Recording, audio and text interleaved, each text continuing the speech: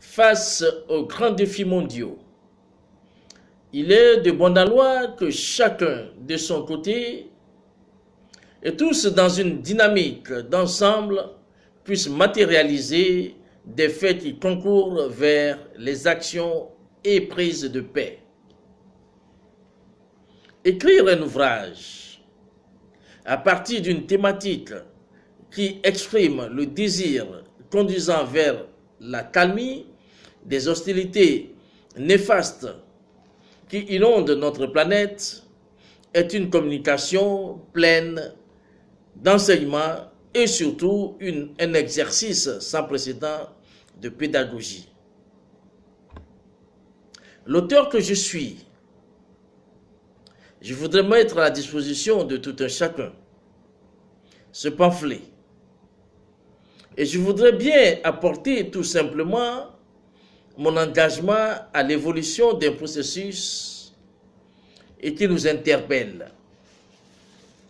C'est pour cela que lorsque je parle de l'Afrique, je parle de l'Afrique, mon Afrique, qui pose des bases pour consolider son unicité d'action réelle, susceptible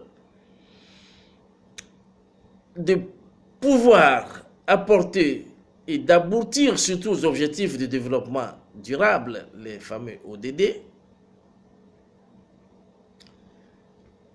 J'interpelle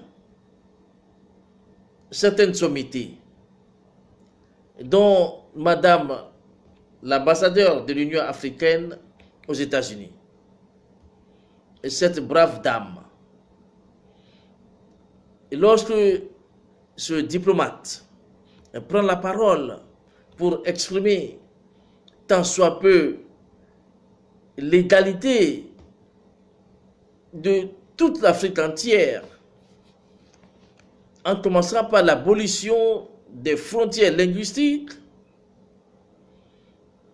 ma foi, je vous dis que c'est un acte louable. C'est pour cela que rien ne nous étonne aujourd'hui lorsqu'elle soutient des actions comme celle-ci, celle relative à la promotion de la solidarité du vivre ensemble. Un livre qui est consacré à cet idéal. Madame l'ambassadeur de l'Union africaine, le docteur Chirambouri Arikana, en présidant personnellement cette cérémonie, encourage tout Africain, tout Afro-Américain d'aller vers l'essentiel, c'est le développement du continent sans parti pris. Le livre « Femmes pour la promotion de la solidarité du vivre ensemble » nous envoie un message d'union, de solidarité, en passant par nos mères et nos sœurs qui fournissent moult efforts.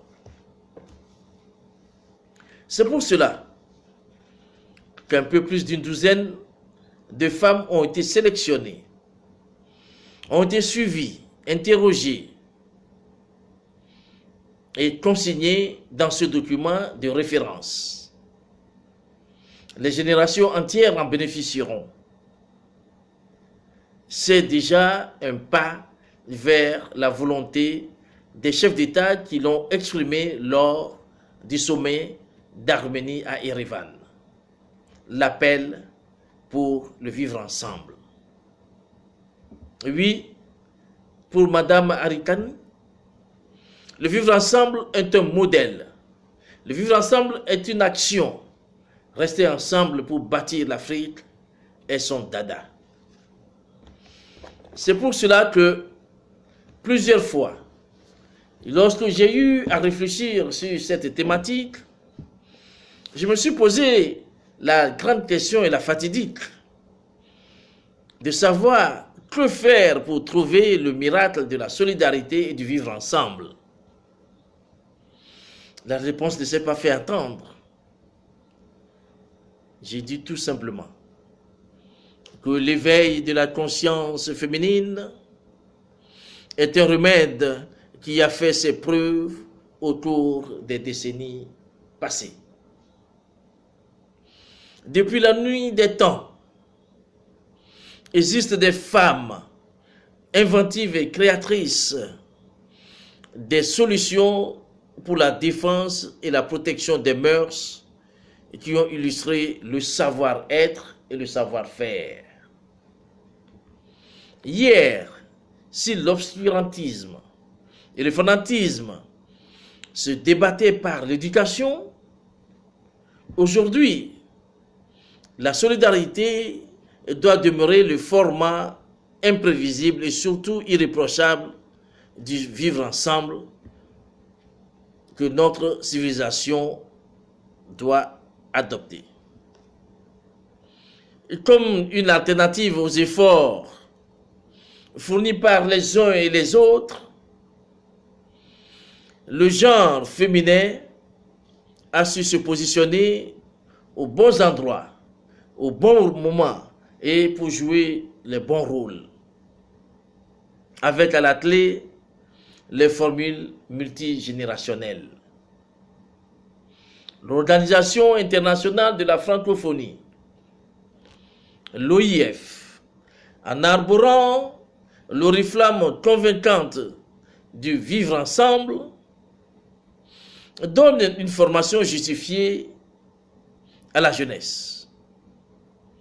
Cette institution, lors du sommet des dirigeants francophones, à partir de l'appel, a su remettre les rôles à tout un chacun de nous ici-bas.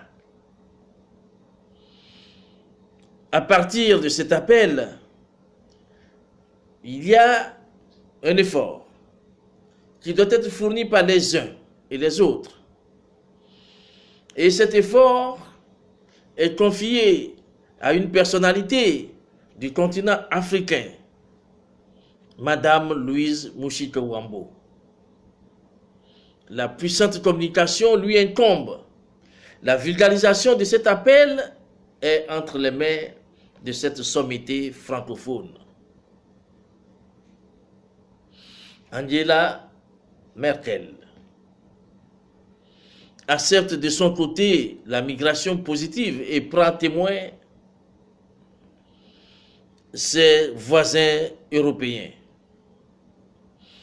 Dans le même livre, vous verrez comment est-ce que les efforts nationaux fournis par nos sœurs ont été mis en exergue.